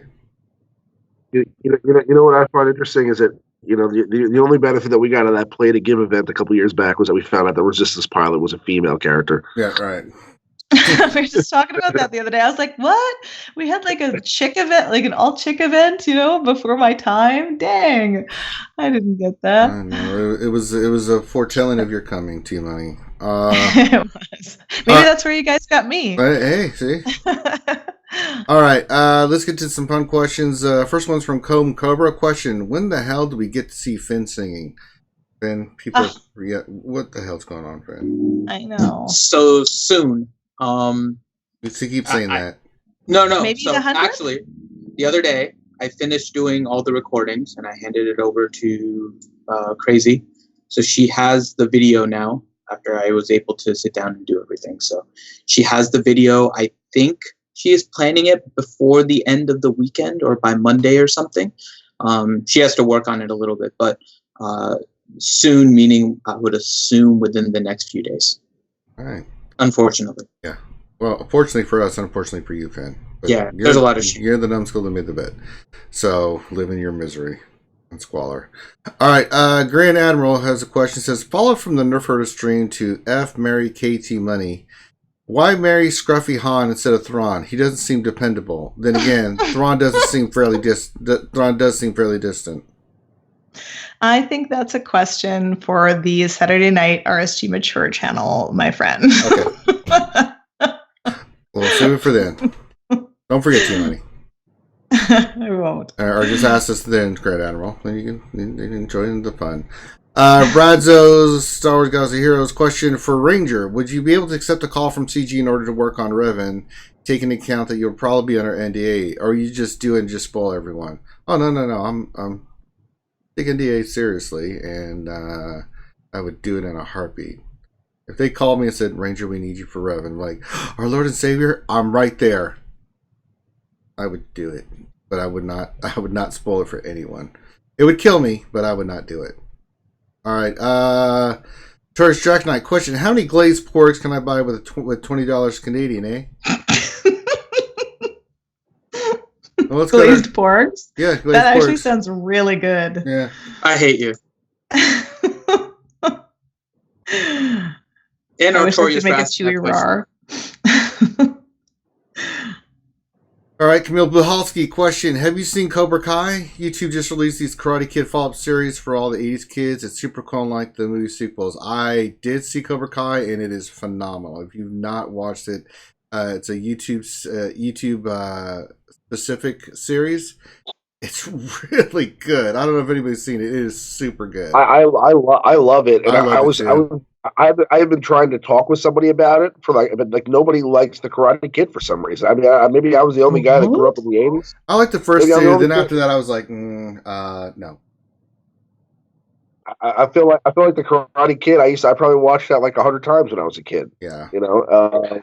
I mean, I like the first two. I don't know about the next Karate Kid or anything like that. All I know is that the first two where he's won with the tournament against Johnny, and then when he went to Japan was okay. Yeah. I mentioned the Karate Kid. Sweep the leg. I'm in a new channel where my name's been changed, and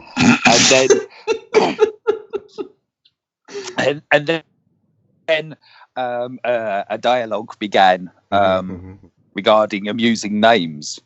And weirdly enough, if you Google Jesus Condom, he looks like a really young Karate Kid. Yeah, well, that's science. All right, next true story. Yeah, there it is. Next question for Grand Admiral question, Ranger. Why don't you like my name, Emperor Ranger? The name is Grand Admiral of the Republic. If that bothers you, Les, it probably doesn't. LOL.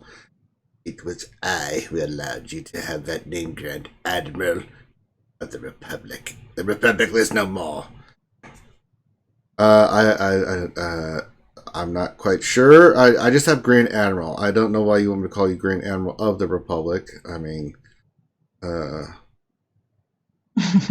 say it. Say it. I'm Grand Admiral of the Republic. Galactic Empire.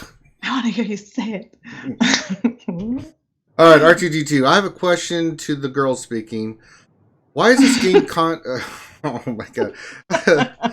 Why is this game content so poor? Why don't you implement more missions, modes like real time, PvP, etc.?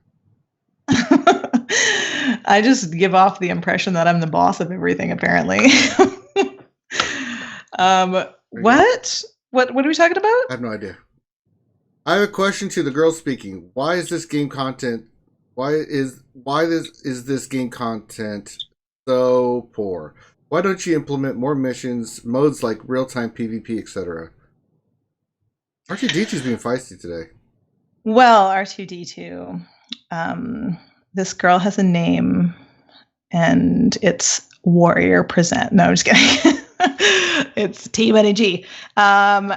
So we don't actually, we're not in charge of the game content. We just, go over it and praise it or criticize it. I think that the panel is completely unanimous. I can't think of anybody who's said differently that we would love to have real-time PvP. If you look within the game, though, like all of the game modes are very, very similar, right? Like there's it's all kind of the same, the same makeup, just arranged differently. Like TB is Galactic War and Territory Wars is Arena. And, so there isn't actually, like, to have actually real-time player versus player would be fantastic, but I think it's like a whole other ball game as far as programming the game goes. Additionally, this game is already huge. It takes up a huge amount of space on people's phones, a huge amount of energy. And I can see that being like, kind of doubling the amount of demand that the game has on your phone. So I don't know if it's realistic. We'll keep asking for it for sure, because it would be so neat to do that within the guild, or just to choose not just people in your shard, but everyone. I think it'd be a huge moneymaker for them, because we all love to be in competition with our buddies. But I don't think it's going to happen. I don't think it's going to happen. All right.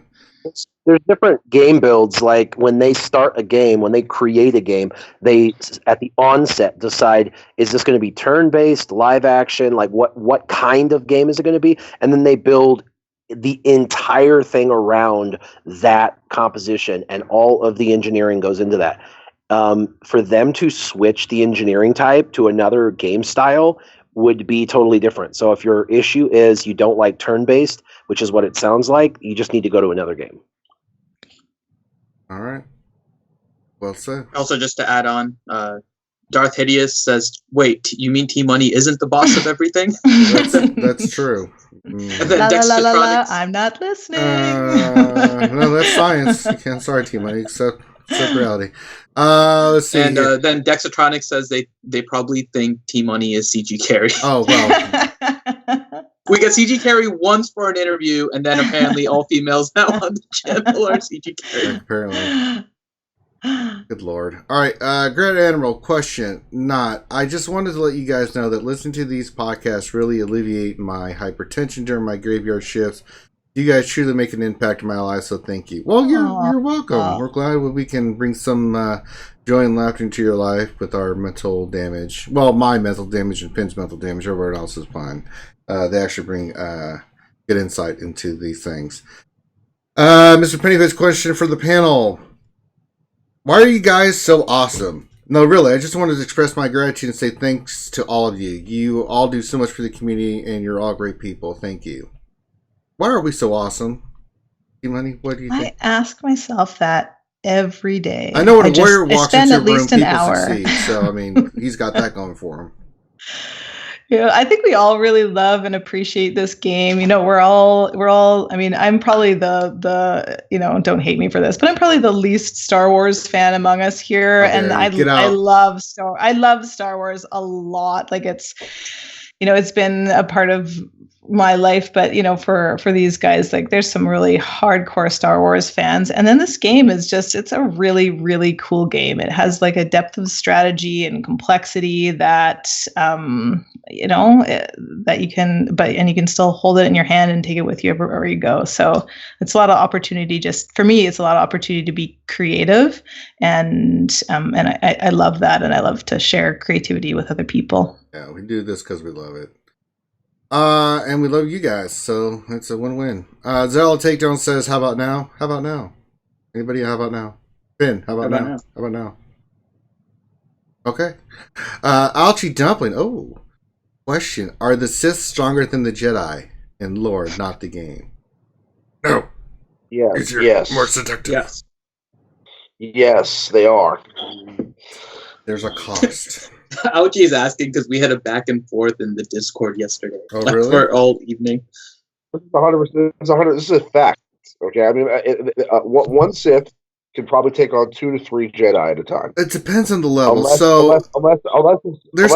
it's Obi-Wan Kenobi and he has the high ground. Well, yeah, that ends all arguments. But no, so it depends on the level. Sith, in general, are more powerful. However, if a Jedi gets to like master level or above, because of the time they have spent with the Force and things of that nature, like you look at someone like Yoda, at that level, they're on even keel. I mean, he went toe to toe with Sidious. Now, Sidious was at the end a little bit more powerful, but Jedi can be just as more powerful. But they don't seek to be powerful. They seek knowledge and wisdom and understanding the Force. Sith, they look inward. It's about strength. It's about dominance. It's about power, right?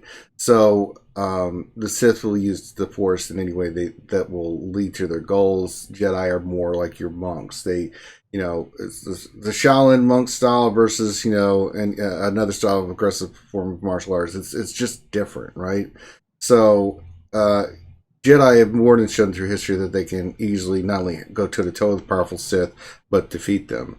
But it's a case-by-case basis. Sith overall in general are more powerful because the dark side, they tap into more, it's an aggressive form, right? And Jedi are more passive. They don't like to use their lightsabers unless they have to, that kind of thing.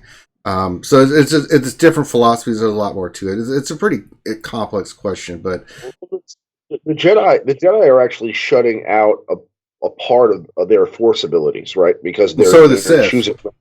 Yeah, well, the Sith can still Force push. They can still right, but they can't heal. They can't do a lot of things that the Jedi can do. So there's once the schism happened, because back in the early days, when the Jedi were called Jedi, and they had to master both sides of the Force to be considered a Jedi, right? That was balance, right? You had to take both sides and master both sides to become balanced as a whole person. To understand both sides. When the schism happened, the Jedi went one way, the Sith went another, and they went to the extremes on both sides, right? So that's why Mace Windu was so strong and was able to defeat Palpatine, because he was actually using a form of fighting called it's Vapad, yeah, and it's a very and that's one of the things that Yoda addressed, is saying that the reason that the Sith, Palpatine had been able to do what he did, why he became so powerful, is because the Jedi had lost touch with what the dark side really was. It was forbidden, right? Palpatine wasn't forbidden from crap. Not that he could do any of the Jedi stuff, but he studied them. He knew what their capabilities were, and he developed from his own teachings, his own mastery of the dark side. That gave him a huge advantage. The Jedi could not see through the fog of the dark side. They didn't understand it. They just knew it was bad. Don't do it, blah, blah, blah. And that was what really led to their downfall. And that's something Yoda addresses, I think in a comic or one of the books that he addresses, that was why the Jedi eventually fell. Because they could not, because they had forbade this knowledge. Knowledge is actually power. Just because you know about something, they were so scared that someone would turn to the dark side that it's like, well, maybe we kind of had this wrong the whole time, right? So the most valuable things in Star Wars are holocrons, which is just information. That, what I mean? So, I would say that I mean, there's definitely an advantage for being a Sith, because you have, you have this this raw power that takes a toll on your body as well, and that's why usually over time the Sith start to become deteriorated, that you can see like their physical forms become so hideous because the power is, they're using unnatural abilities, and it takes a toll from doing stuff like that. So, and it also, there's a lot more to it, and we could be here for an hour talking about this stuff, but it's a great topic. Last question from Woodall73. Question: is Tit still staying on target with getting those bets to 7 stars for JTR coming up? I finally got my done. Just curious if she's there yet or not. We have no idea. She's on vacation. She is in Mexico smuggling, she's not smuggling things for us back from the border, eh? I don't know. I don't think we have an update on that, Finn. I'm going to guess no. Yeah. I'm pretty sure she's not in a state to be on target. Yeah, she's in Mexico. Yeah, she's getting margaritas served for her by Cabana Boy. She's having a good time. She ain't. No. I mean, she's on vacation. No. I'll give She her a might pass. come back with a Zeta on like first order type. And we will have a stroke. Yeah. Like T. Y. She'll be like, I'm sorry, guys. All right. That is all the questions, all the fun questions and stuff. Now we're going to go around and pimp our channels and pimp our stuff. And we'll start from the top, work our way down. Warrior, where can the folks check you out at, my man? Well, find me on my channel at Warrior Presents YouTube, and also Warriors Ross Reviews. I'm also on Twitter at Warrior Present, and I'm on the Facebook page that has about 58,000 people on it. I don't do Reddit, so if you go to Reddit, you probably won't find me. But other than that, you can find me anywhere else for the most part. All right. That Facebook page, that's just that a SWGOH thing? Yeah, it's you just go to Facebook groups and type in Star Wars Galaxy Heroes, and there's about 4 of them. One has like 10,000 people, and it's really just a regurgitation of the main page. There's also one that's like Star Wars Galaxy Heroes level 85, and they're like people who think they're elitist because they're level 85. It's really funny. That page is trash as well. Both those pages are trash. There is one that's for guilds, like joining or recruiting, and it's got about 12 to 14,000 people on it, so it's a pretty decent sized, and that's good for guilds if you're trying to get a new guild or trying to recruit. And then the main page, the one that actually matters, that's got about, we're nearing 60,000 people, is just Star Wars Galaxy Heroes. It's the original 56,000 people or something like that, and it's a great group. I'm really active. I probably respond to at least 20 posts a day and have lively debate in there. It's kind of like Reddit, just not quite as toxic. And most of the people giving each other a hard time on Facebook do it just kind of for fun. It's not like trying to be toxic. It's more just giving people guff kind of thing. So it's a little more of a fun banter versus people just being irate and jerks. Like, right. Yeah. We know. T-Money, where can folks check you out, eh? Well, I'm on, I guess, three YouTube channels. I'm OG on the League of Extraordinary Nerf Herders. We stream every Thursday night at 10:30 p.m. Eastern Standard Time. It's a wonderful mix of adult, I hate saying the word adult, 18 plus. It's just not appropriate for anybody, but particularly not anyone younger than the age of 18. And we tend to do very kind of meaty game stuff and just lots of silly stuff as well. So it's just it's a wonderful community that we've built over there. And then I'm on here Saturday mornings and Saturday nights. I'm actually not on tonight. I'm going to try and hop on. I'm at like a fundraising event tonight, so I'll try and hop on when I'm it's an open bar. And that would definitely mean no T-Money tonight. I've been in an open bar when I've like actually been kind of like party girl drinking, so this is going to be like my first open bar. People so like, I'll call in. Can hold her liquor. And then good old Maurice and I just started a new channel called Operation Metaverse that launched today with a video on how to get 8.8 million with Night Sisters in P4 of the Sith Triumvirate raid. Let's see how the video is doing now. I just launched it this morning. And how many views do we have? Almost 400 views. Yay. So hooray, go viral. So we worked really hard on that, and we have videos coming up on, I'm not sure about this one, but I'm also very excited about how to snipe in your arena properly. I'm not watching that. And good old Maurice and I are going mod shopping. He's just a god with his mods, so we're going to go mod shopping together, and then we have a number of other videos coming out, and I also do have some coming out about Marvel Strike Force. So I'm working with someone who's just a Marvel guru, and he's going to go over how to beat some of the unbeatable missions for gear and for that sort of thing. So, yes. All right. Go see the channel. Subscribe. Do it. All right. Mike, where can folks check you out at? Oh, there we are. I'm off of I mute. know. was just I know looking- you're watching. Blah blah blah. No. I wasn't. I was just having a butcher's at what's in the pipeline that I'm. I've still got last weekend's events that I haven't published yet. So I've got those playing around. I have a Gear 12 Bosk. There you go. I actually said his name right. Wow. Yeah. So I've got quite a lot of bounty hunter footage going on. Oh, what just lit up?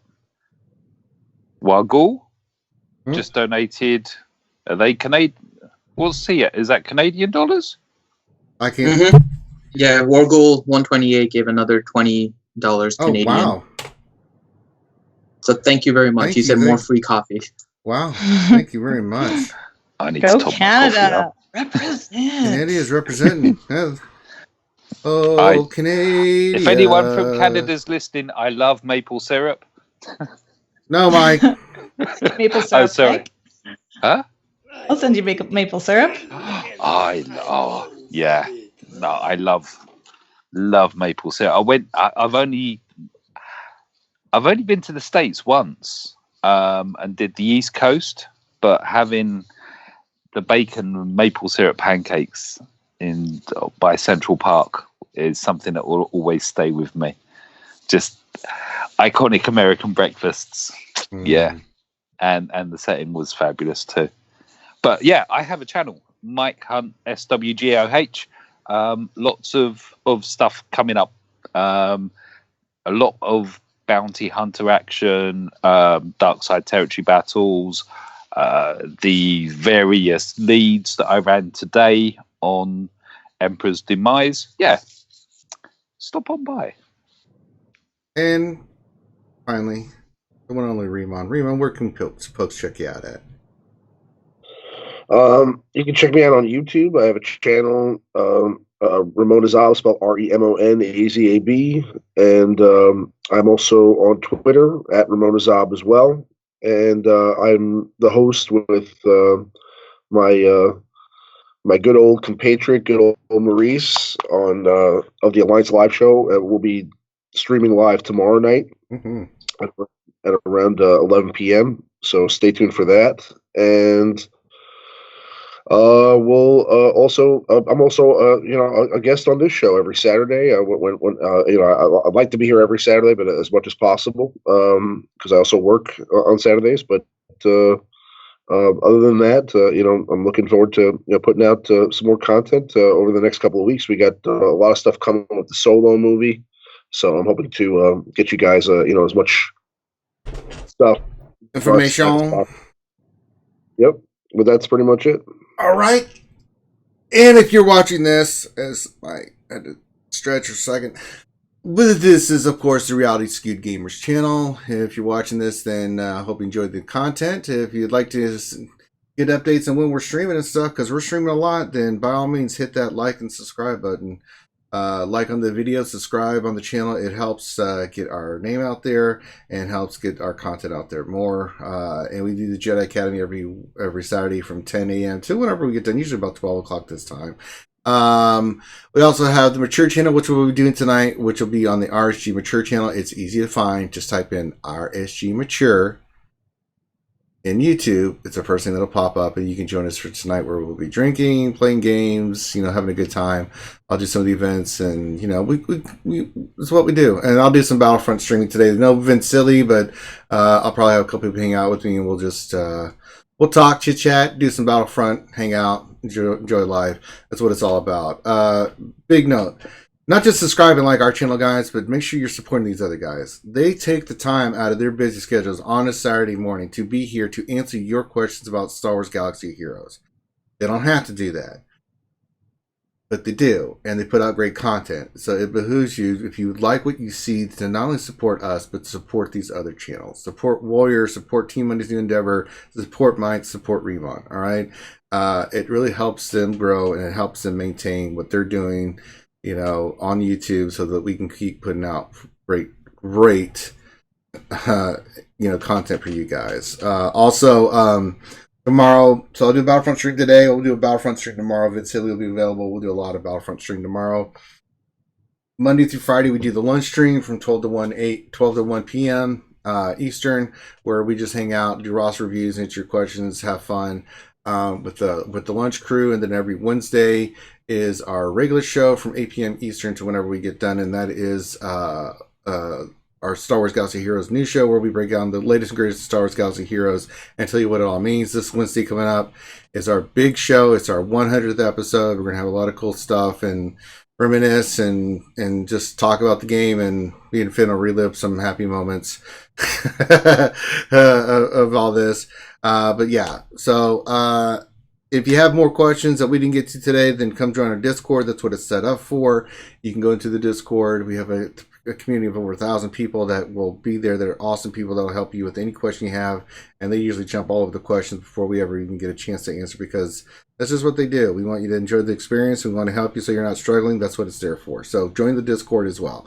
So on behalf of myself, Dr. Finn Medicine Woman, Warrior, Team Money, Mike Hunt, and of course Ramon Azab. Thank you all for being here. Have a great rest of your day. The Battlefront thing I'll probably do later on this afternoon, so stay tuned for that, and then stay tuned for the RSG mature stuff at 10 o'clock p.m. Eastern Standard Time with the cast of characters you've come to know and love.